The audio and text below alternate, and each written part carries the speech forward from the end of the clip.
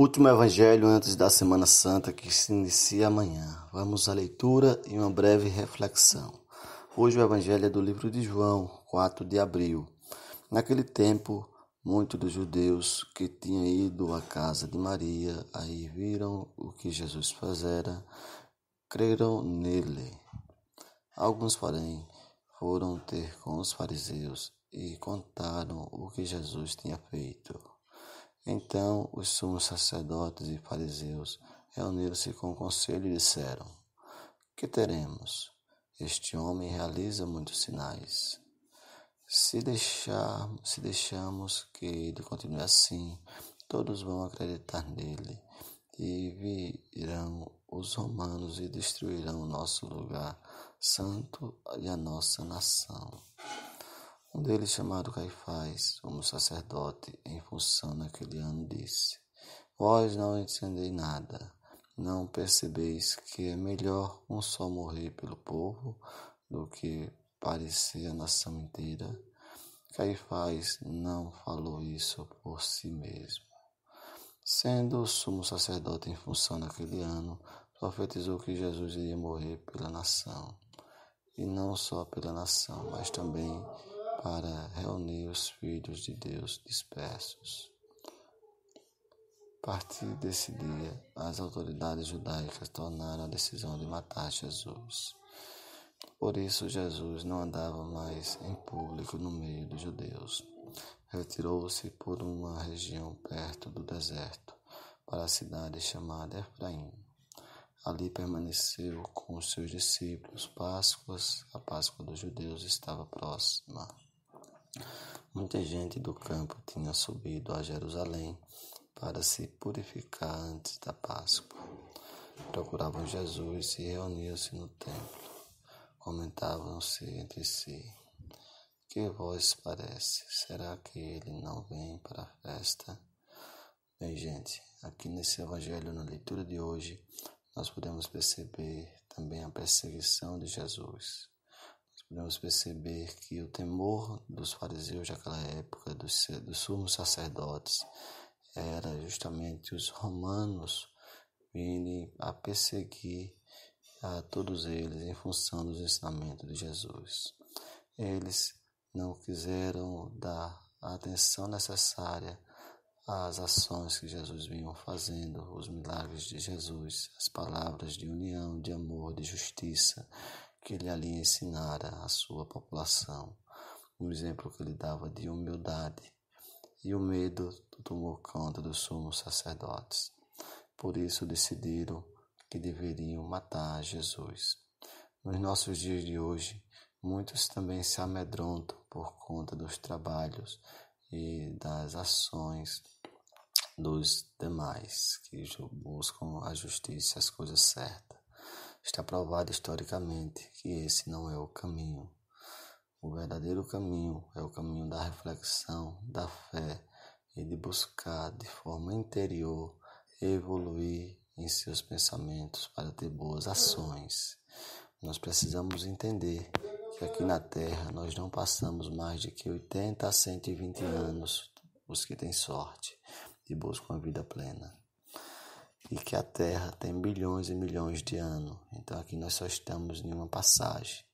Precisamos entender que precisamos fazer dessa passagem caminhos sólidos, tesouros verdadeiros, não físicos, mas espirituais.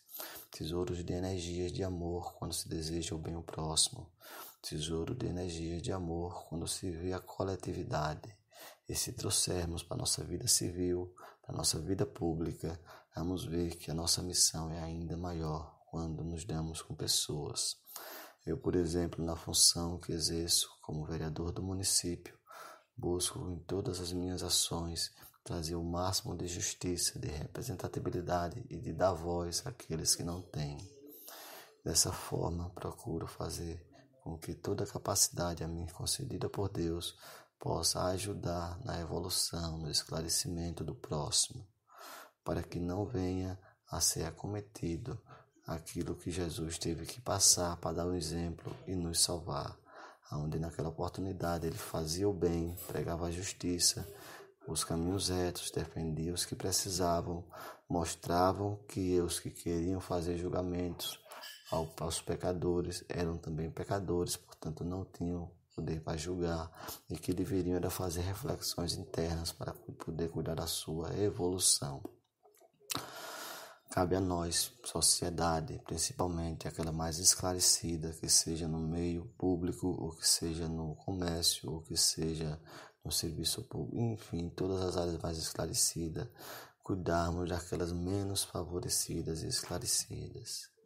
Precisamos quebrar o paradigma de achar que cuidar é só questão financeira, é o que menos importa.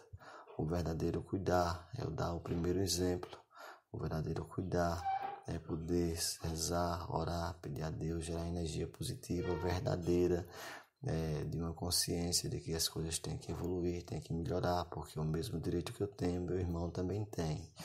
E quando você gera esse conjunto de energia dentro de você, o universo vai fazer a parte dele, conspirando possibilidades para que possa se chegar àquilo pretendido.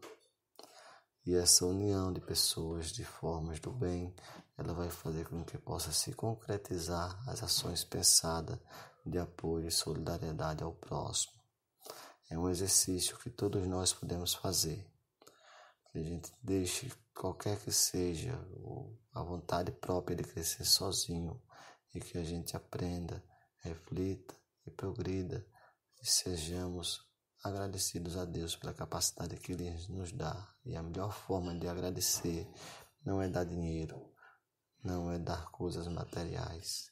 Em primeiro lugar, é dar o que o coração possa sentir, a verdadeira sensibilidade de querer o bem. Depois é você orar pelas, rezar pelas que precisam. Depois é você, em suas orações, pedir que mude.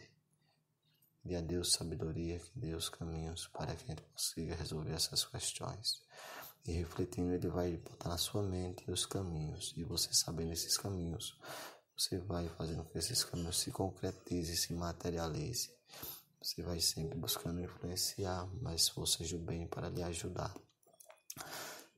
A verdadeira fonte de sabedoria está nas palavras de Deus, está no falar com Deus, está no se concentrar no seu cantinho. Reserve um cantinho na sua casa, e aqui eu tenho o meu, e procure nesse canto refletir e conversar com Deus, fazer uma reflexão de sua vida, da sociedade e do que você está vivendo hoje, do que você pretende viver amanhã. E depois de toda essa reflexão, você procure vivê-la, materializá-la. Eu busquei materializar parte do que quero para a nossa sociedade, ao nosso povo, através dessas reflexões, dessa leitura do Evangelho, da palavra de Jesus, das reflexões para toda a sociedade. É mais uma forma que eu posso estar contribuindo para que aquele que de repente não tem o hábito de ler a Bíblia possa todos os dias ouvir o que diz o Evangelho, a leitura prática e depois uma breve reflexão, levando nosso ponto de vista, que deve ser confrontado com o ponto de vista de vocês, porque nenhum ponto de vista, a não ser o de Deus e das forças do bem assim estabelecida por Ele, são definitivos. Todos os demais eles devem ser analisados. Que Deus nos abençoe. Um bom dia. Sigamos em paz na nossa jornada. Uma feliz Quaresma, feliz Semana Santa a partir de amanhã. Um feliz sábado hoje.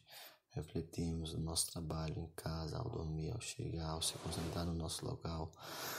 Uma vida digna para a gente, para todos nós, para tudo em volta. Obrigado e que Deus nos abençoe.